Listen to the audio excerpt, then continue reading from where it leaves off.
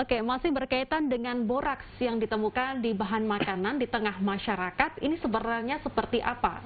Berdampak bagi kesehatan, Bu Rustiawati?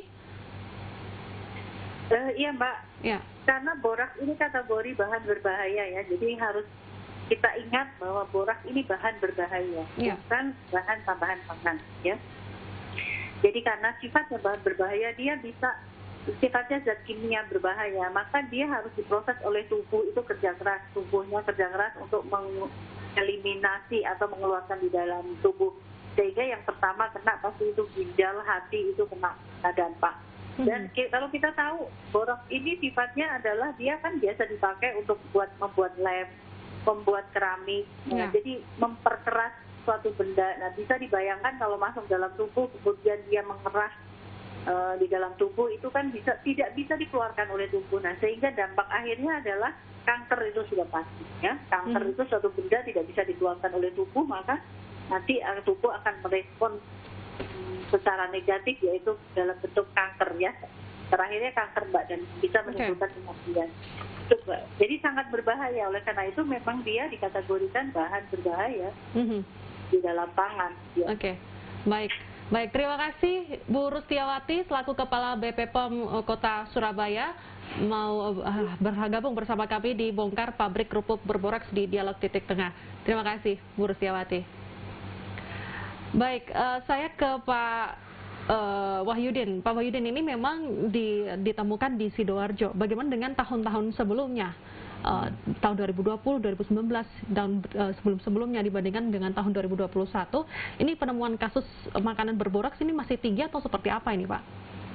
Jadi memang kalau di tahun-tahun sebelumnya kita sudah pernah melakukan koordinasi dan kerjasama secara intens juga dengan BPOM maupun dengan Dinkes ya. Ya. Sehingga untuk penindakannya tentunya kita akan secara simultan kita akan selalu untuk bersama-sama ya, karena tidak mungkin ini kita lakukan penindakan secara sendiri gitu ya. Kalau kebetulan tahun ini adalah pengungkapan terbesar karena untuk pabrik tahu ini dengan merek Cap Gajah ini adalah tahun ini adalah terbesar di Sidoarjo memang ya. Sehingga dengan adanya pengungkapan kita yang seperti ini, paling tidak ini adalah upaya represif dan juga memberikan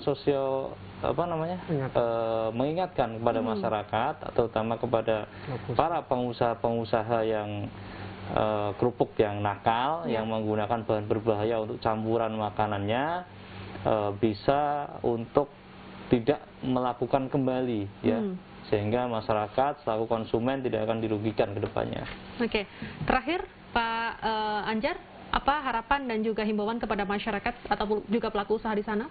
Baik, harapan kami selaku kepolisian menghimbau kepada para pelaku usaha agar tidak menggunakan boraks pada bahan makanannya.